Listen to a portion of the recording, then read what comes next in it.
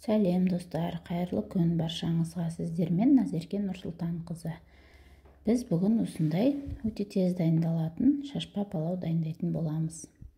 Достар, каналыма тіркеліп, лайк басып, видеоларды достарыңызбен бөлісуді ұмытпаңыздар.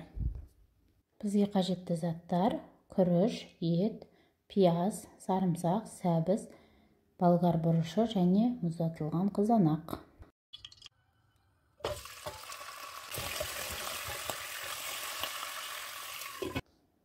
Майымызды қыздырып, етімізді қуыруға салғаннан кейін күрішімізді ыстық қайнап тұрған суға бақтырып аламыз. Етіміз қуырылып болды. Енді пиязымызды және сарымсағымызды қосып, тағы шамал қуырып аламыз.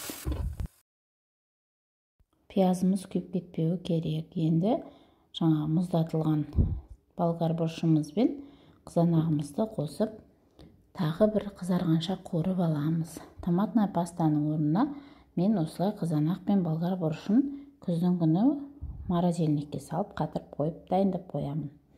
Мінекей достар, көріп тұрғандарыңыздай тамаша қып-қызыл болып қуырылды. Енді сәбізімізді теркіден өткіземіз. Мен майда теркіден өткіздім, сондықтан өте көп қуырмаймын, езіліп кетуі мүмкін.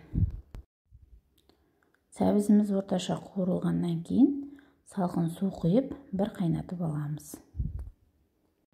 Достар, видеода көріп тұрғандарыңыздай, кішкентай баламен жүріп түсірген еңбегімді бағалап кетіңіздер. Комментарий қалдырыңыздар. Менің каналымнан қандай видео рецепттер көргілеріңіз келеді, соны комментарийге жазып отырыңыздар. Мінекей күрішіміз дайын. 2 рет ыстық судан кейін салқын суға салып аламыз. Суымыз қайнады, енді күрішімізді саламыз. Күрішіміз ыстық суға жібігеннен кейін біз көп су құймаймыз. Күрішімізбен деңгейлес етіп қана суды құйып, қатты бір қайнатамыз да қазанымыздың отын жай бәсеңдетіп, жарты сағатқа қойып қоямыз. Сол кезде біздің палауымыз, күрішіміз жабыспай, шашырап, өте дәмді болып піседі.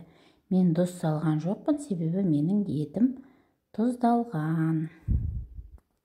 Мінекей достар, бар жоғы 45 минутта Назеркенің палауы дайын болды. Жалтырап шашпа палау, тамаша, езілген жоқ. Суын көп құйып алмауды үйренсеңіздер болды. Достар, міндетті түрде жасап көріңіздер. Ас болсын.